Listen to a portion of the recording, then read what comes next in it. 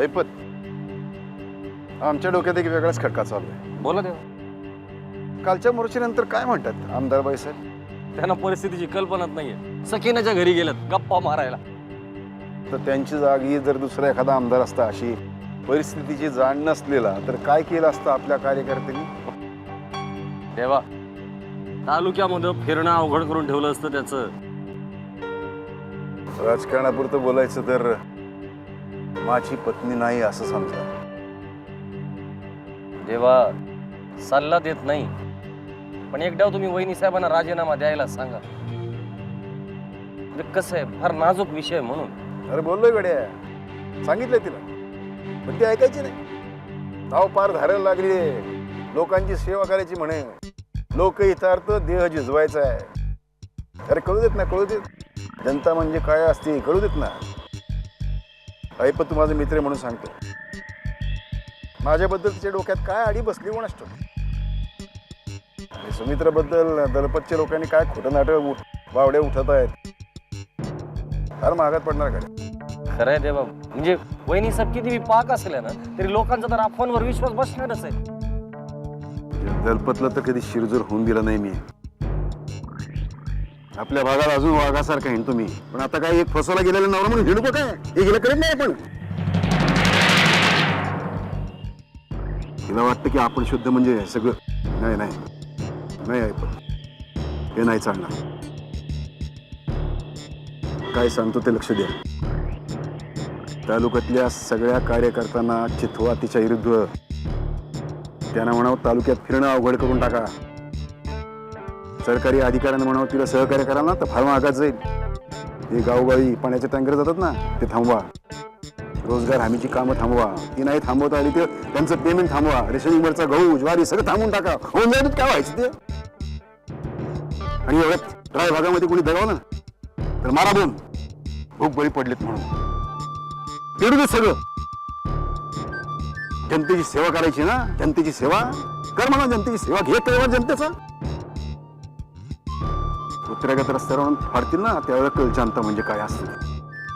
हे पडू दे लोकहितार्थ काय.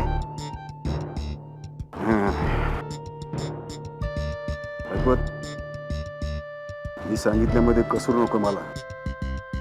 काळजी करू नका देवा, वहिनी साहेबांनी राजीनामा दिलाच म्हणून समजा. चिमणरावचं भाषण लय भारी झालं. हा, मला वाटलं नव्हतं साहेब परत उभारी घेतील असं. वाटलं होतं हे रात दिस दारू पिऊन पिऊन मरणार घेऊ आता. अरे गाड्या, हे राजकारण्याची जात लय चॉट. मरता मरत नाही. आता बघ ना, अख्खा आपला सगळा भाग हा डवळून काढेल बघ आता. मग त्यांना दारूची आठवण होत नाही. पण तुला खरं सांगू, आपला साहेब चिमणराव लय जिद्दीचा. अहो आपला भाग काय अख्खा महाराष्ट्र तो असा पिंजून पिंजून काढणार आहे. पण मला एक कळ ना गड्या, दुष्काळाची सगळी कामं सुरळीत चाललेली चाललेली. लोक बी खुश आहेत, हा. रोजगार मिळतो. हा. पण असं काय घडलं एकदम हालचाली सुरू झाल्या. हे दुष्काळाचा फायदा घेऊन ना ते मुख्यमंत्र्याचा नुसतं हाल हाल करणार आहे. अहो हे अख्खा महाराष्ट्र पेटवेल. आणि बघणाऱ्यांना तर असं वाटलं पाहिजे हे सरकार जनतेसाठी काय करतंय का नाही. का ते मुख्यमंत्री नुसता दारू पिऊन पडलाय. बघ आता समजा कसं समजा बाजूनी पेटतंय ते. म्हणजे ह्यांचीच लोक यांच्या विरुद्ध बोंबाबोंब करणं कामं झाली नाही म्हणून. हा ना, तेच ते. अहो चांगली चाललेली कामं हे बंद पाडणार. बघा एक एक हे असे असतात लोक. बघा हा अन्याय आहे मुख्यमंत्र्यावर. तो उगाच बदनाम होणार आहे.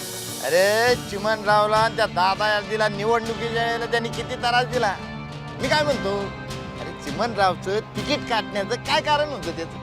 वय लय त्रास दिला चिमणरावाला त्यावेळी त्यांनी. आता चिमणराव बघ त्याची परतफेड कशी करतोय.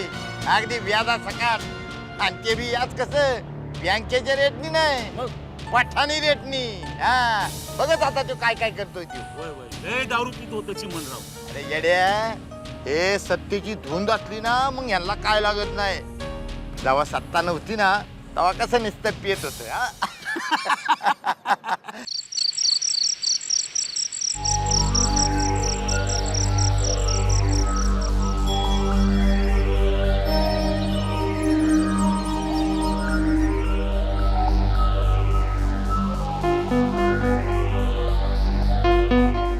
नमस्कार साहेब.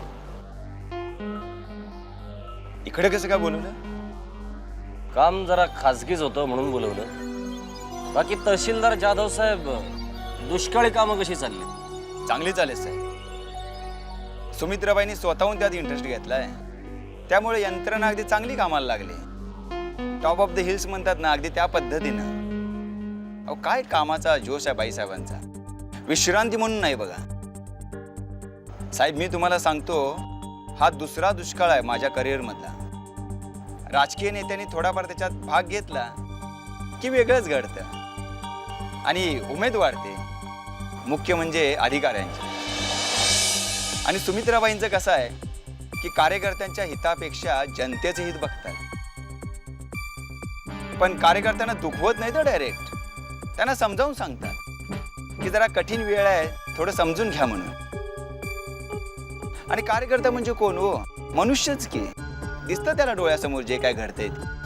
ओ कांबळे, माझी वाट कशाला अडवताय? काय काम आहे ते सांगा ना. काम काय ते महत्वाचं नाही, मी काय सांगतो ते महत्वाचं आहे. अरे काय काम महत्वाचं ते तर सांग ना, त्याशिवाय मला कळणार कसं? ती सखी नाही ना, ते सुनित्राबाईच्या घरी जाता कामा नाही. अरे एवढंच ना, मग तू जाऊन सांग ना, मला कशाला सांगतोय? तुला सांगितलं ना, मग तू सांगायचं, कळलं? तिला म्हणून बस झाला तर राजकारण, आता जरा घरात बस. ठीक आहे, मी सांगतो बाबा, पण तिने नाही ऐकलं तर? नाही ऐकलं तर कुणाचं काहीच ऐकायच्या लायकीचे राहणार नाही. हा, हेच मी तिला सांगत होतो, सुमित्राबाईचं नाच सोड म्हणून. मग का नाही नाच सोडत? तिला समाजसेवा करायचं आहे ना, गोरगरिबांची दुवा घ्यायची आहे, असं ती म्हणते. असं म्हणते, मग जरा तिच्याकडे बघावंच लागेल. बघा बघा, काय ते लवकर बघा, पण अहो माझी वाट सोडा ना. बावऱ्या, रंग बदलणाऱ्या सरड्यासारखे शब्द बदलतोस तुझे. नाही नाही अहो, असं वाटेल ते बोलू नका हो माझ्याबद्दल. एवढं कळतं ना, सांगतो तेवढं ऐकायचं. बर. काही झालं ना तरी सकीना सुनित्राबाईच्या घरी जाता कामा नये. आणि जर गेली ना, काहीच ऐकायच्या लायकीचे राहणार नाही.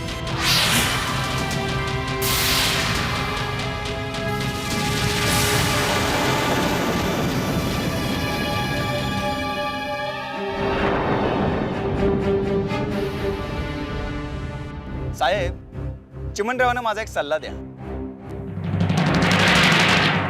की तुम्ही मंत्री म्हणून कर्तबगार आहात, पण मतदारसंघाची संपूर्ण जबाबदारी ही सुमित्राबाईंच्याकडे द्या.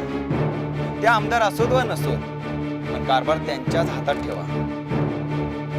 तहसीलदार जाधव साहेब, मी तुम्हाला इथं सुमित्राबाईंचे गोडवे गायला नाही बोलवले. म्हणजे मला नाही कळलं. तक्रारी आहेत. अहो सांगा की साहेब, मग सांगा. तुमच्याच विरोधात आहेत. माझ्या विरोधात? भ्रष्टाचार केलाय, दुष्काळी कामांमध्ये डिपार्टमेंटल इन्क्वायरी लावणार आहे मी तुमची. पण अशी कोणती चूक झाली असं मला नाही आठवत साहेब. सगळं आठवल. 5 वर्ष इन्क्वायरी चालेल ना, त्या 5 वर्षात समजा आठवून घ्या काय काय केलंय ते.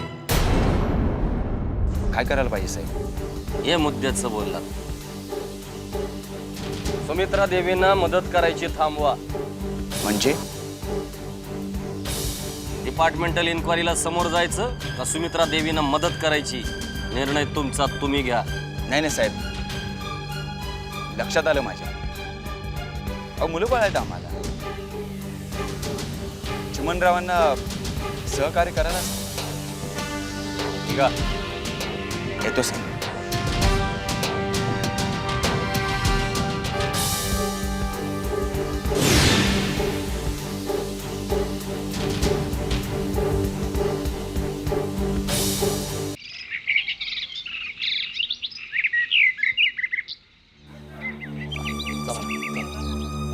काय जमलं ते?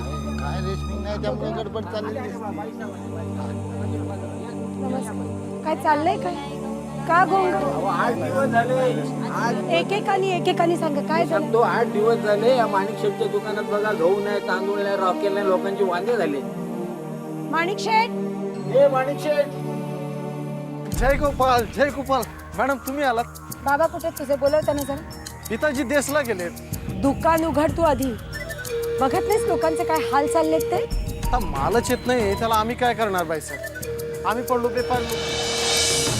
आता ते माल का आम्ही आमच्या घरात थोडीच तयार करते. पटत नसेल तर घरात येऊन बघा. घर उघडच आहे, दुकान बी उघडच आहे. आता काय लपवून थोडीच ठेवणार आहे माल, हा? आणि माल घरात नाही ठेवणार तर आणखीन कुठे ठेवणार आहे? आता काय गोदाम थोडीच आहे आमच्याकडे? असेल की आता आम्हाला काय माहित आहे? तुला काय धंदा बिंदा कळते की नाही? हा? रेशनिंगची दुकान चालवून काय गोदाम थोडीच घेता येते? आणि गोदाम घेणं कुठं परवडणार आहे? त्याला भाडं कोण देणार? हा? कोण देणार भाडं? त्या साळवीनं फोन लावते, फूड सप्लाय वाले. बघू. हॅलो हॅलो हां साळवी साहेब, हां 1 मिनिट, सुमित्रा देवींशी बोला. साळवी साहेब नमस्कार, सुमित्राबाई जाधव बोलतीये. Hello hello. नाही नाही, मला तुमचा आवाज स्पष्ट ऐकू येतोय हो. हॅलो.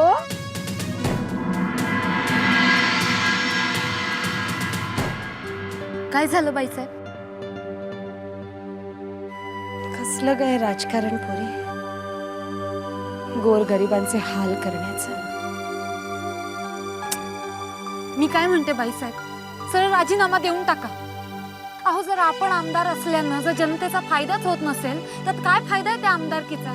संकट तर येणारच पोरी, पण संकटांची भी एक मजा असते. आली की एका पाठोपाठ एक येतात. पण आपण बी शांत राहायचं, लढत राहायचं.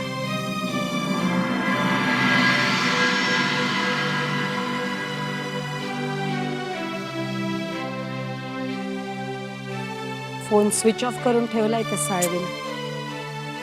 चल त्याच्या कार्यालयावर जाऊनच गाठूया त्याला. चल.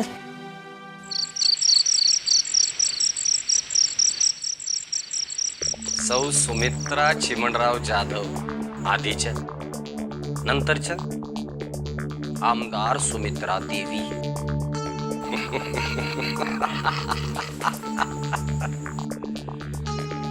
दुष्काळाची कामं करतायत, लोकांची दुआ घेतायत. घ्या, समाजसेवा करा, लोकांची दुआ घ्या, आमचा विरोध घ्या.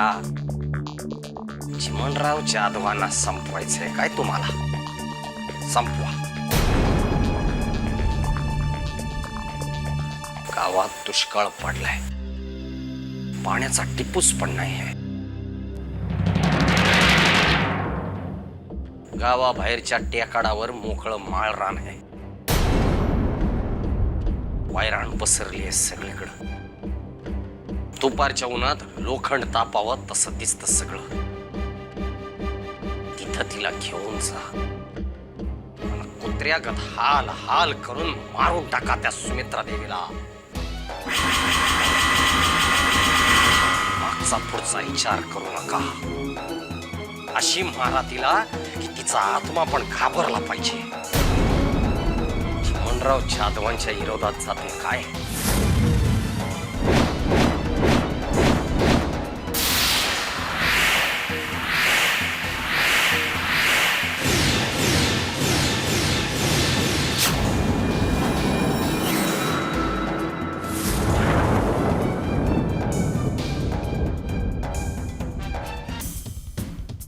पप्पांसाठी मी काही करायला तयार आहे.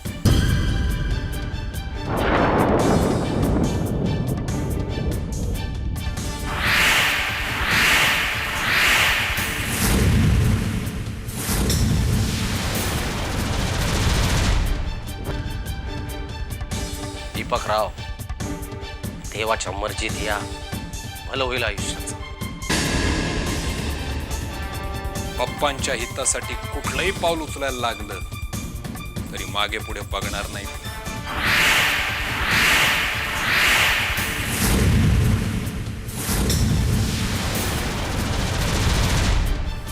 तुमच्याकडनं हीच अपेक्षा होती. धन्यवाद ऐपतराव. ऐपतराव, मला राजकारणात सक्रिय व्हायचंय. राजकारणात सक्रिय व्हायचं असेल तर खून करावा लागेल.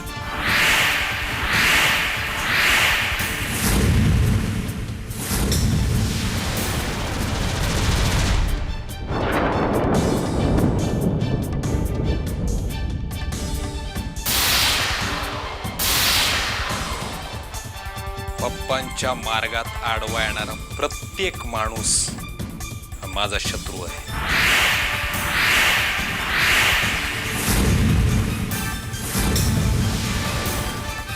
आणि त्याचा काटा काढावा लागला तरी मागे पुढे बघणार नाही मी.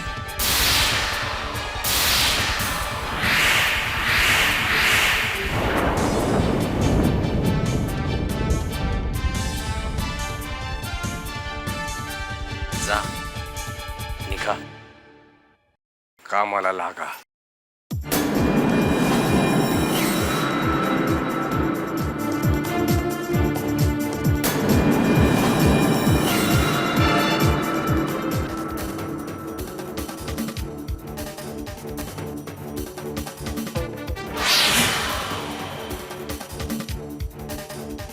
देवाची मर्जी.